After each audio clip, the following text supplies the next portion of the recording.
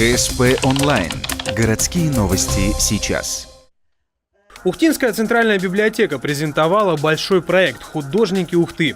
Электронную версию первой его части представили зрителям в минувшую пятницу.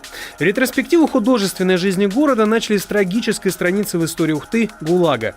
46 персоналей подробно и еще 16 коротко лагерных художников стали героями первого издания в рамках проекта.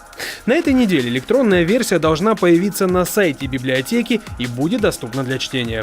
С началом периода сталинских репрессий в Коми-автономную республику стали направлять осужденных в исправительно-трудовые лагеря ИТЛ. Поселок Чебью, город Ухта с 1943 года, стал одним из первых центров ГУЛАГа. Печатный вариант пока только один в отделе краеведения. Сотрудники библиотеки призывают знающих людей по желанию помочь с поиском ошибок и неточностей.